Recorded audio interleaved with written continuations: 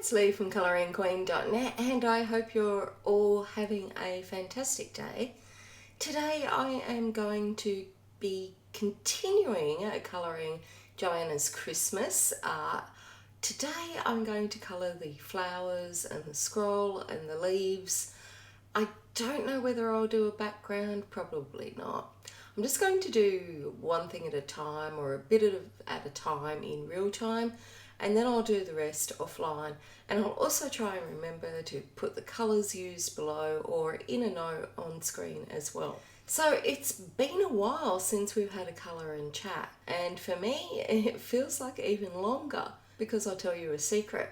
I haven't been home for the last month. About a month ago, we decided to go to Sydney. Now, there were a lot of reasons for this. David's mum had been in and out of hospital a number of times within a few weeks, and we were worried about her. Plus, David's brother wanted David's help replacing some roofing on his mum's house. Now, last time we went to Sydney, we stayed at David's mum's house, which is just a 2-bedroom cottage. And one of David's brothers still lives at home. So we ended up staying in his small room, sharing a single bed for 6 weeks, which was pretty cosy. Adding in a cat because Millie came with us, and a dog because Buddy came with us too. And it wasn't a lot of fun for everyone. Now, things were a bit different this time though. A few months ago, a friend of mine from Sydney jokingly around asked if I would mind their dog while they went overseas. And at first I laughed it off because, we live in Brisbane, they live in Sydney, it's 800 k's away. But then I thought about it, and David and I talked about it, and there's Millie saying hello. And we actually thought this would be a great way of killing 2 birds with 1 stone. So you see, their house is a lot bigger than David's mum's, and I could bring Buddy and Millie, and their house is actually closer to our shipping container storage. Now, I know some of you might have seen my jokes about my colouring books fitting into a shipping container, but the truth is, my books do fit into a shipping container. It's actually not a joke. So you see, many years ago, we got a shipping container to store all our things in the house that we didn't need while we painted the house. Now, I'm embarrassed to say how long ago that was and how long it was between putting the things in the storage and actually painting the house. But anyway, just put it this way, it was a long time ago and we should have bought the shipping container. Anyway, that shipping container was full of books pretty well, with just a few large bits of furniture that we wanted to keep. And we actually haven't been inside it for a while, and again, I'm really embarrassed to say how long, so we weren't quite sure what was in it and how packed to the rafters it was, but we knew that it was full of things that we probably could live without, and if we could live without it, then we could cut our expenses down. Now, the super embarrassing thing is that we don't have 1 shipping container. We actually have 2. Now, the second one is mostly the home of many of my colouring books, and it's why when I often get questions years after I film something about the specifics of a book that I actually can't answer, because that book is probably in the shipping container and I can't drive 800 kilometres, open the container up, pull out a load of boxes, dig around, find the box with the book in it and pull the book out and answer the question. So I only have a limited amount of books here in Brisbane, nowhere near the amount of colouring books that I own. And those books, you might be wondering what sort of books I've got, well, had. It could be anything. I mean, I love books. So anyway, we figured we could mind the dog in the comfort of their home, clear out the shipping container, cut our expenses in half, and keep the other container with things that we did want. And I guess you're probably wondering why we would do that. And the things that are in the other container are actually collectible. I've collected antique advertising signs since I was about 15 years old. And so those sorts of things are things that one day we're hoping that we'll have this dream house and I'll have the room where, or the look and feel of it, that we can display these things. the house that we live in currently and the house that we've lived in previously are just too small to actually fit the things in. And I guess you're probably thinking, oh well, advertising signs don't really take up that much room. But we also collect things from theme parks and stuff, including, oh, I get embarrassed, including, you know, the clowns where their head moves and you put the balls in their mouth. We got 3 of those in like a whole bank of them, and you know, to play with. We've, you know, got a couple of pinball machines in there. You know, we have all sorts of things. You know, it's going to be a great man cave games room one day when we get our dream house and, you know, get to see these things. But that's not including my collection of Disney stuff and Betty Boop stuff and, oh my god. Collecting colouring books wasn't my first collection, put it that way. Now, this seemed like a really great plan to go down to Sydney because a friend had actually bought a beach house halfway between here and Sydney, and so we could stay with him halfway. And when you're travelling with pets, and especially an epileptic dog, you don't want to be doing the whole trip to Sydney from Brisbane in just one day because, you know, it could trigger a seizure with Buddy, and it's a little bit too far for Millie to be stuck in a cat carrier. And we could also check out his new home and enjoy some time on the beach. And, you know, if we finished up early, then we could go back to his place because he was actually in Sydney, and we could go back to his place and stay there and spend a bit of time having a bit of a holiday. So it seems like a great plan. Anyway, and also one that fitted within our budget because I don't know about you guys, but this cost of living crisis is just really, really tough.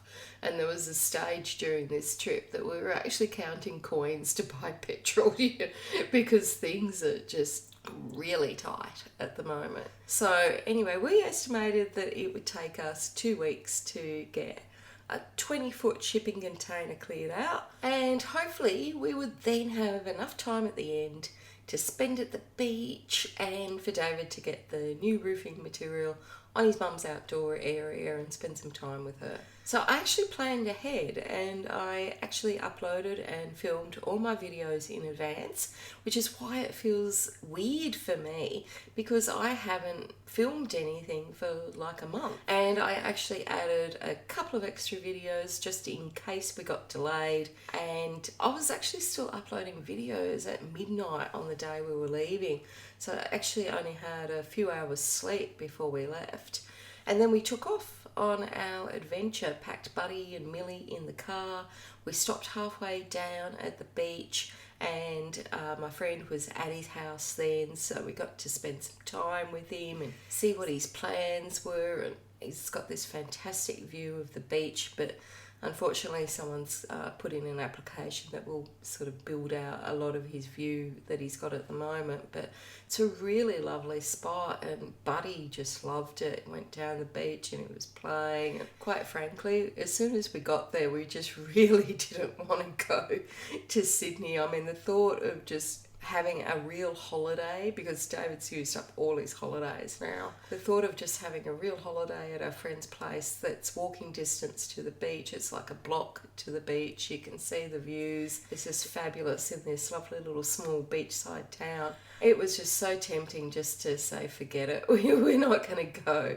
But I promised my friend that I would mind their dog, so, you know, we went and continued on to Sydney. And of course, you know, if it wasn't enough pressure minding someone's dog, getting the shipping container emptied, doing work for his mum and going to visit her, which it's like half an hour away from where we were staying, David thought that he would get the whole family together for a get-together at the house, and we would have a little bit of a celebration, which was just a few days after we arrived. So we ended up getting there, and Buddy and their little dog got on absolutely famously. Buddy was having the time of his life chasing around this little terrier, herding him up every day, and then they'd cuddle up together, and it was just fantastic to see them so happy. And I really think we need to get Buddy a little friend, you know, because he had such a great time having a live-in playmate, and I got attached to their dog as well. He's just such a cuddle bugger, you know. You'd sit on the couch and he'd just cuddle up to you. He's just fantastic. So anyway, while we were there, we organised this family get-together, and I said to David, you know, let's get the groceries the night before. Let's all get prepared, you know. New house, we, you know, don't know how things work and things like that. I like to plan ahead. David likes to wing it. You know, that's the way relationships work, isn't it? One of you is usually the planner and one of you is the winger. But anyway, David said, nah, it's no problem. You know, I'll go up early in the morning, get the groceries and everything will be fine. All his family were coming over for this party, and I think you know where this is going to go. David had been clearing out this container. He'd been going to get the boxes and boxes out of the shipping container. We hired a van, and we only hired it for like 2 days, and then we realised it was just sitting around for most of the time and not getting used. So in the end we decided just to use my car, and we would just, David would go and bring home all of these, get boxes out of the container, bring them home to me, then I would go through them and sort of say, throw them out or give them away or whatever with them. He never actually looked in the boxes, which was a little bit frustrating because he'd often bring home things that we were definitely going to keep, and he could have actually brought home, you know, something we were going to throw away. But anyway, you know, it all worked out in the well end. But we ended up having these boxes everywhere. They were just, he was bringing them home faster than I could unpack and go through them. And as well as mine, Buddy and the other dog and Millie and, you know, everything else. So we ended up having this tower of boxes in the backyard. And of course it started to rain, so we had to throw a tarp over them to keep them dry. And in the midst of this, all these people are turning up for lunch, and David hadn't got the shopping the night before because he's got the car. Anyway, he goes out in the morning, puts the key in the car to go up and get my big list of groceries for this lunch, and of course the car doesn't go. So I call up the RACQ or NRMA, the car roadside assistance that I've got, and it's a 90-minute wait. Meanwhile, you know, these people are going to be coming any time and haven't prepped anything, haven't done anything. I was ready just to throw my hands up and say, let's just cancel, because you know, by the time roadside assistance come and then there's a tarp over things in the backyard, at this stage the whole area that we were going to eat outdoors was just covered in boxes and boxes and boxes that all had to be moved, and they were just too heavy for me to lift, and it was just chaos. I can't tell you how chaotic it was. And in the midst of this, you know, all these people are coming for lunch that I haven't even got any food for. But anyway, the roadside assistants turned up and they said it was a flat battery, but of course we had no one to jumpstart the car. We had no way of getting another battery before the people came for lunch. So David ended up having to walk to the supermarket, which was a couple of k's away, because he couldn't find a cab and couldn't get an Uber in time. So he ended up walking back with 4 bags of groceries. He's as strong as an ox, so, you know, but even still, it was a lot to do. Meanwhile, once he brought back those groceries, I wanted to make this cheesecake. So I'd made all the base, put it in the oven. I didn't think to check their oven to make sure that it was clean, so I put it in the oven to cook the base of it, opened up the oven door, and the house just filled with smoke. There was just smoke everywhere. There was something stuck on the bottom of their oven, and oh my God, I had every window open, the back doors, the fans on, and it was just smoke everywhere. I was just like, oh my God, can this day get any worse? And I thought, well, at least Buddy hasn't had a seizure.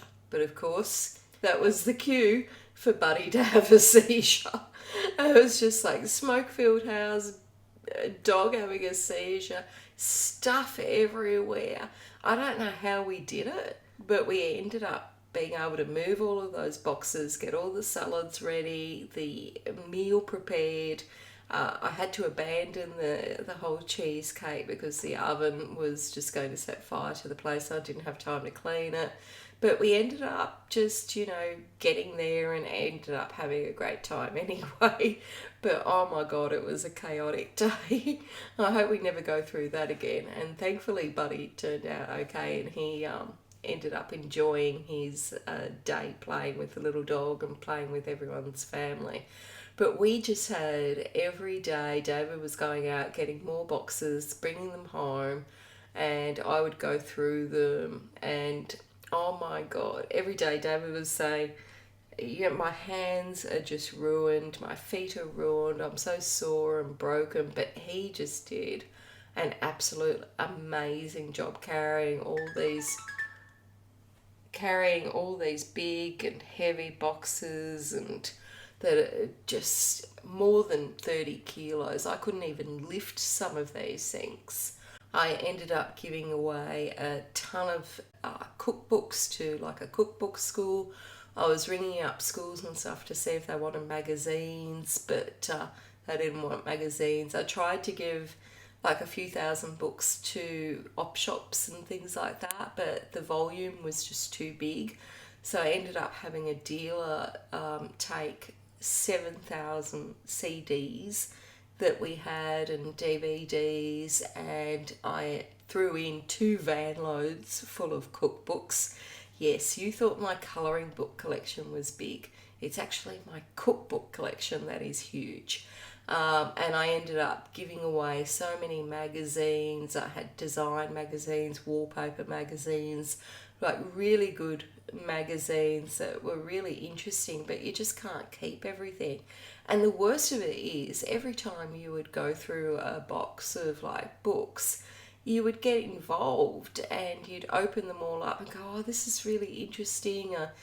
I don't really want to leave this. And so you'd end up putting things aside, and the putting aside to keep and pile ended up getting absolutely huge. And it was like, no, we've got to get rid of them. And so I ended up giving more cookbooks to some schools, some disability support workers, and I gave a couple of thousand, to the opportunity shop that was having like a book fair.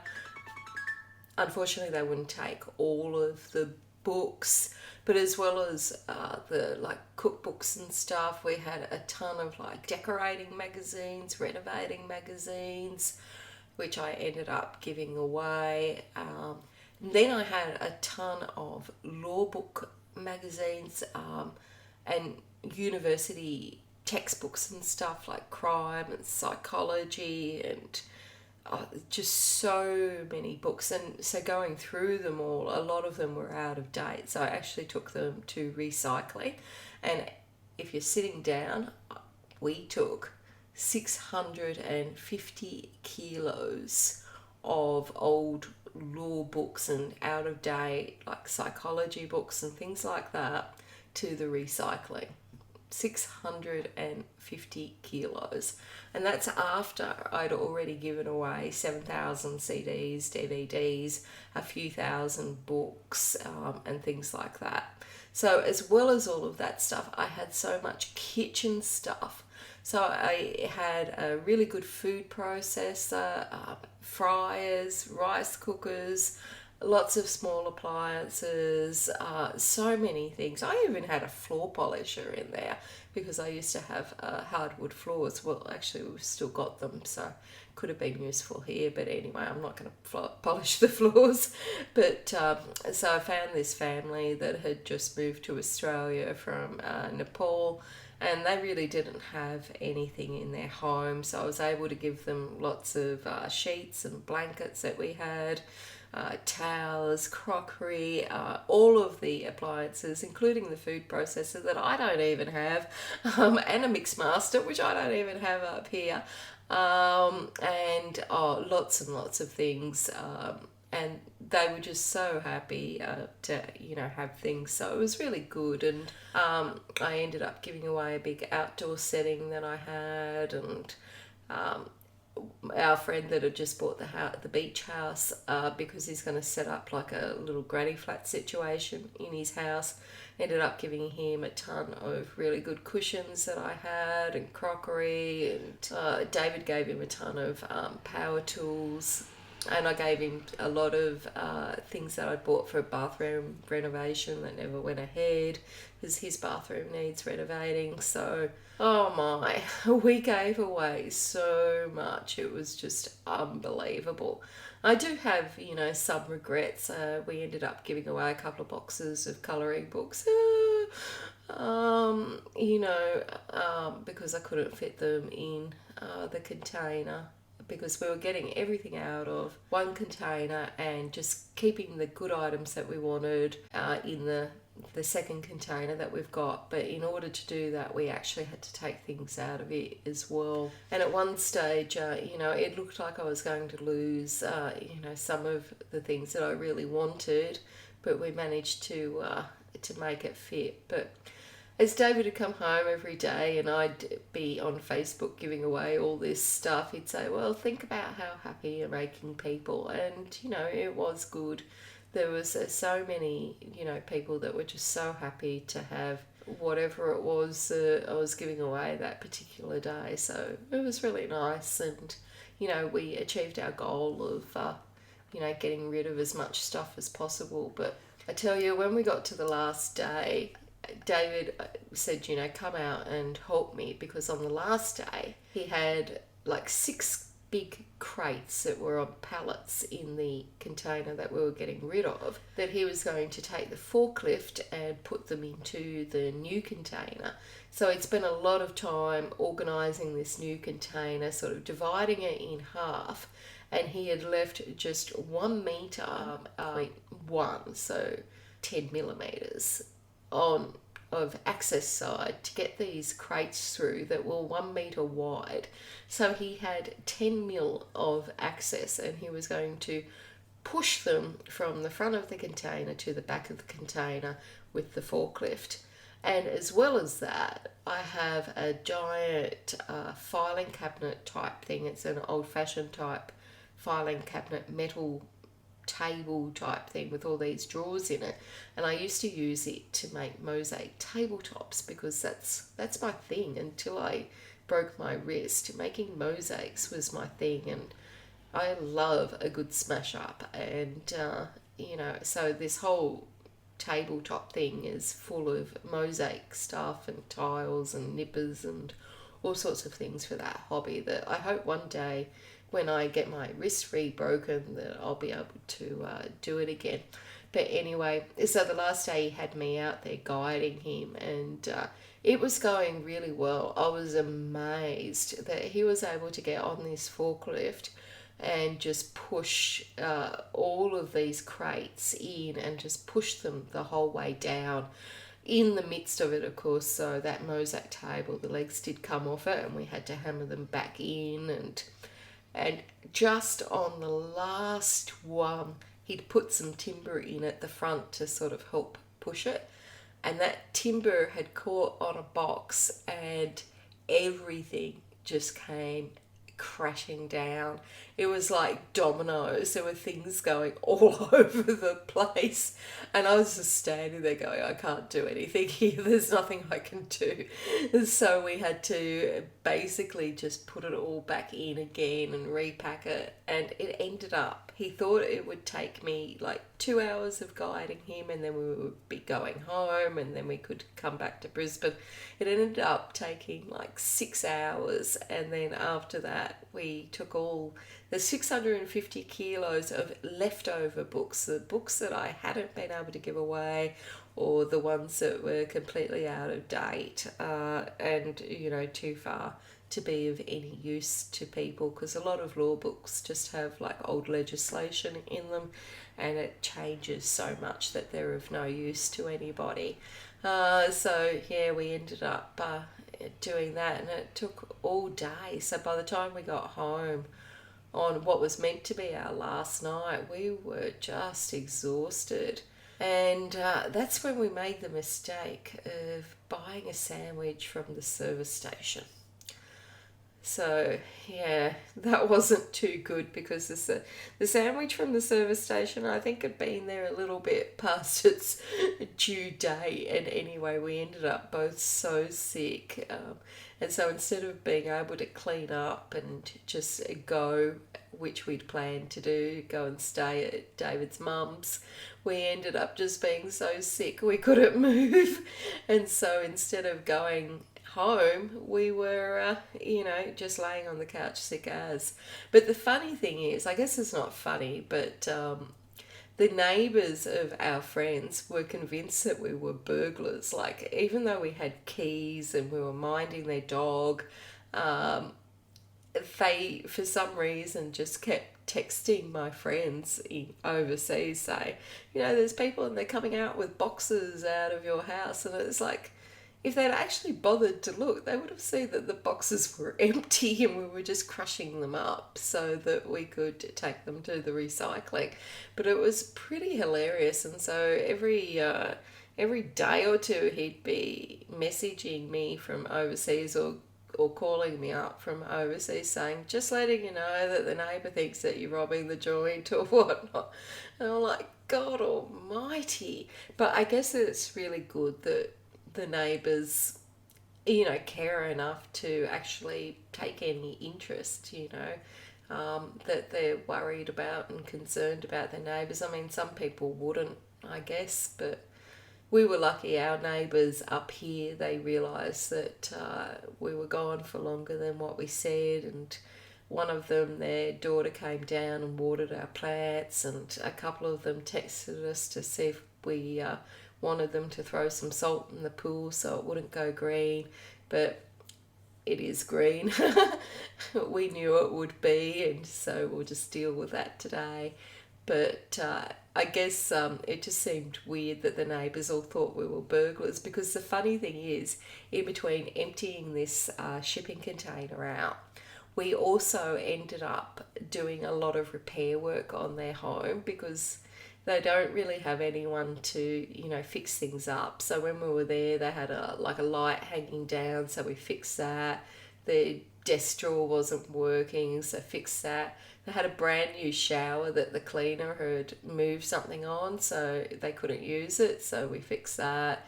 And I ended up getting a handyman out to fix their gate, which cost me quite a lot. And I ended up repainting it, having to get the colour matched to what the house colour had sort of faded to. And that was like 2 lots of paint, 3 trips to the hardware store because they kept getting the colour matched wrong. And we ended up just doing so many little repair jobs around the house and repainting, a few little things on the house that had sort of faded and been damaged, and, fixing up things like their cupboard doors were falling off and things like that. So I think it's hilarious that the neighbours thought we were taking things, but we were actually fixing things, but obviously taking my own things and giving away my own things to people. So I guess it worked out really well. We were able to give lots of things to people and to charity, and we were able to clear out the shipping container, so it all worked out well. But we ended up spending a lot longer than what we had planned. And I guess the only one that was really unhappy with the whole arrangement was Millie, because my friends have got a lot of little ornaments and decorations and stuff. Millie, first of all, was trying to jump on everything as cats do, so she ended up spending a lot of time locked in to a room where she couldn't cause any damage. She was probably happiest to be home, and also she was, basically quarantined, so she's pretty happy to be home. But that last day was a nightmare, and by the time we left Sydney and we got up to our friend's beach house, it was like 9 o'clock at night, and we were absolutely tired and starving and just completely over unpacking boxes and looking inside boxes and all of the rest that goes into a massive job like that. So the next day we packed everything up, we cleaned his house, and we packed up the whole car, and we got down to the coffee shop to get a coffee before we go, and David was in a really grumpy mood, so I said to him, what's wrong with you? Just enjoy your 10-minute holiday. and he just killed himself laughing because he'd just basically taken 3 weeks off, and a week of it without any pay, and the only real holiday he was getting was 10 minutes. So we went down to the beach and we had the coffee, and we were looking out at the beach, and he's like, no, bugger it, I'm going to ring up work and tell them I'm having today off, and I'm going to have today as a holiday. So that's what he did. So really, really weirdly, we went back, we unpacked the car, went back to our friend's place and went to his granny flat and just, started over and had the day off and went down to the beach and went and, sat there and watched the sunset. And it was really, really lovely. And I'm glad he took that day off because he's done an amazing amount of work, and he'd done it all himself. Like the amount of boxes and the weight of all of them and moving them around and bringing them over and all the rest of it. It's just amazing. So yeah, anyway, so we had like one day off, I guess, and then we drove back and came home to our green pool, and a very happy cat that she is home and she gets to be back on the desk and doing exactly what she wants to do.